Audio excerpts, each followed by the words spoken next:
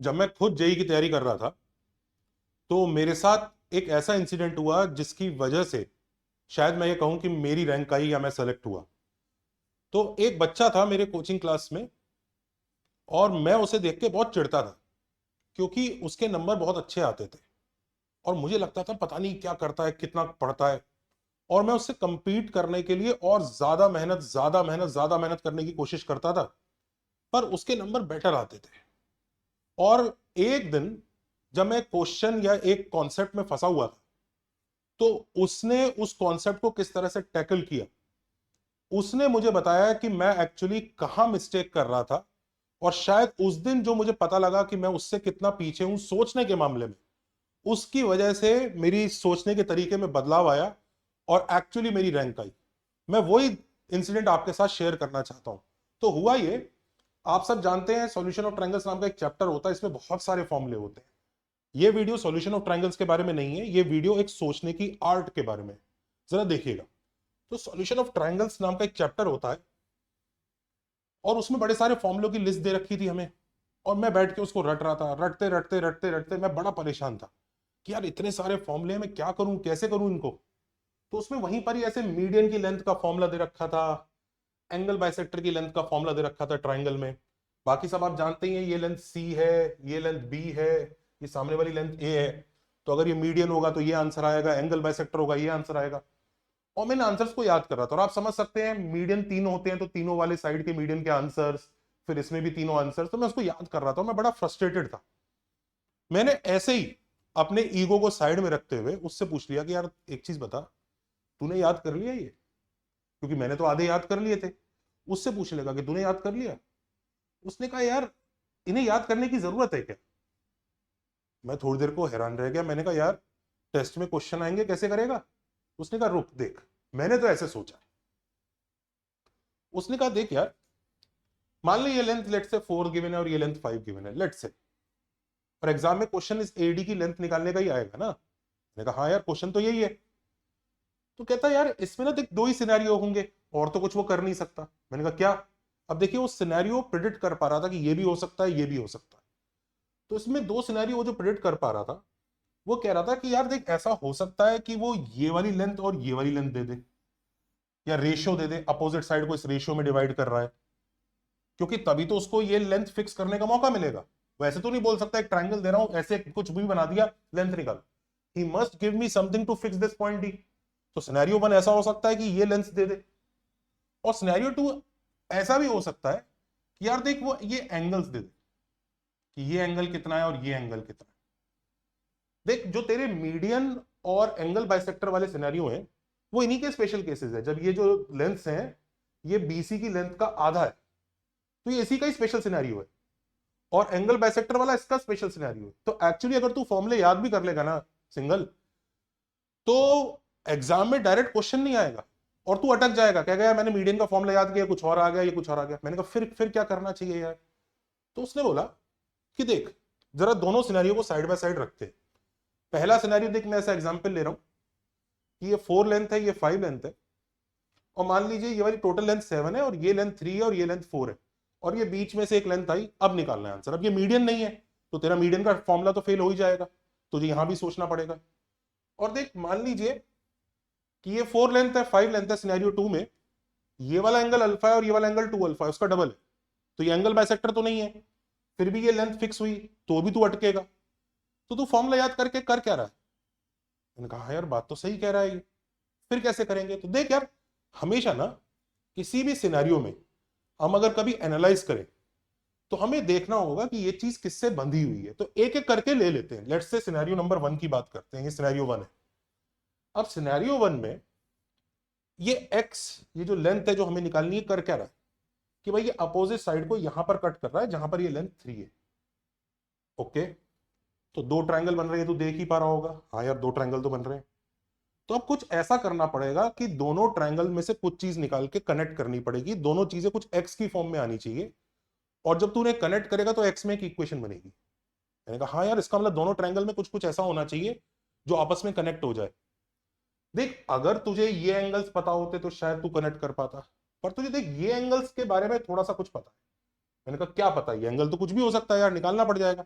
कहता नहीं, लेकिन तुझे ये तो पता है ना कि ये एंगल अगर थीटा है तो ये एंगल 180 माइनस थीटा। मैंने कहा हाँ ये तो पता है, क्योंकि अपोजिट साइड को कट करेगा तो एक एंगल थीटा बनेगा, एक 180 माइनस थीटा बनेगा। तो तुझे पता है कि अगर तू इस एंगल का कॉस निकाल ले तो वो कॉस थीटा आएगा, जो तू निकाल सकता है क्योंकि तीनों साइड्स गिवन है। और इस एंगल का कॉस निकाल ले जो तू निकाल सकता है क्योंकि इसमें भी तीनों साइड गिवन है। एक कॉस थीटा आएगा, एक कॉस 180 माइनस थीटा आएगा। कॉस थीटा 180 माइनस थीटा के कॉस का नेगेटिव होगा तो ऐड करके 0 आ जाएगा।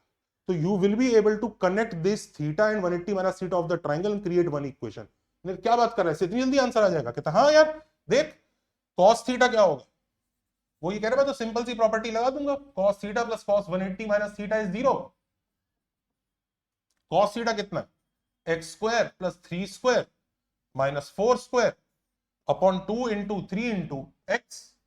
और कॉस 180 माइनस थीटा कितना है, x square plus 4 square minus 5 square upon 2 into 4 into x.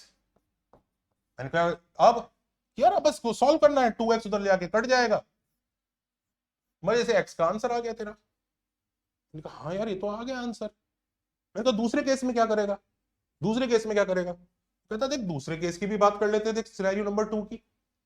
Scenario number 2 में ये x है जिसकी तुझे लेंथ निकालनी है। इस बार ये दोनों लेंथ गिवन नहीं है तो तू इन एंगल्स को यूज शायद ना कर पाए।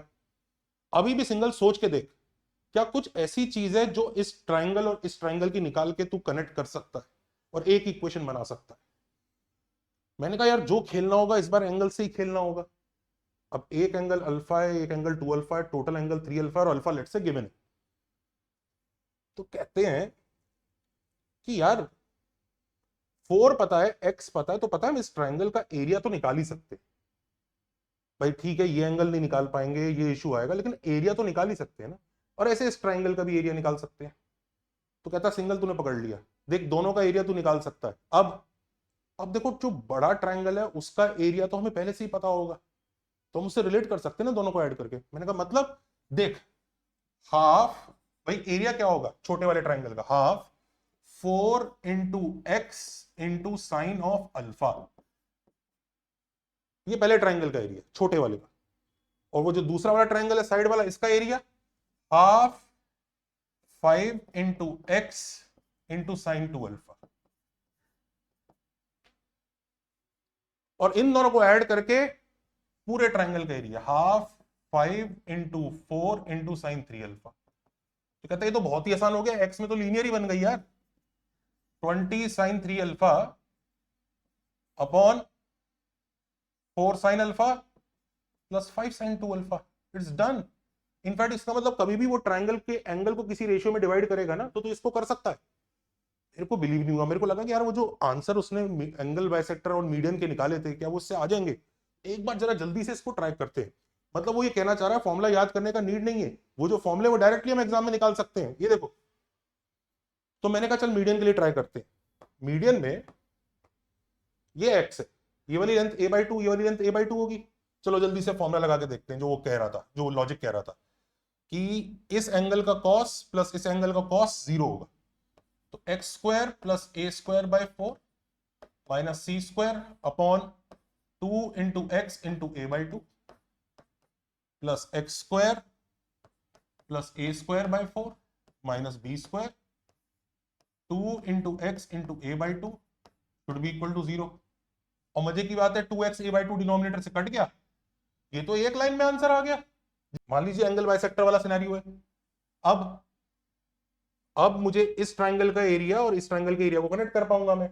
तो half c x sine a/2 plus half b x sine a/2 should be equal to half b c sine ए।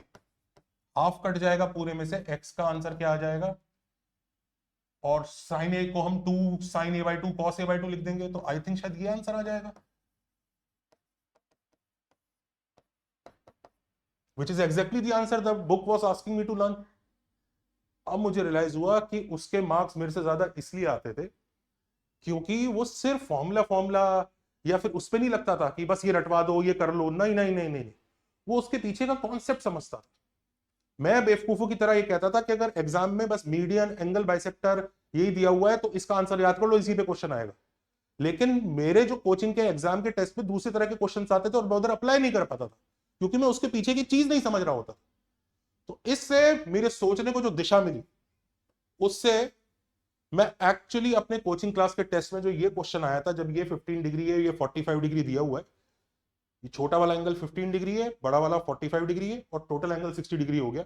ये लेंथ 4 है, ये लेंथ 6 है, और हमें एडी की लेंथ निकालनी है। इसके ऊपर मेरे टॉपिक वाइज टेस्ट में क्वेश्चन आया था और मैं कर पाया। और ये मैं इसीलिए कर पाया क्योंकि मेरी थॉट में एक बदलाव आया। मैंने सोचना शुरू किया रटने की जगह। मैंने बुक्स में जो बस फॉर्मूले दिए उन्हें मगना नहीं चालू कर दिया। आप लोगों के लिए यही क्वेश्चन होमवर्क है जो मेरे टेस्ट में आया था, और आंसर कमेंट में लिख के बताइएगा। Take care, bye bye.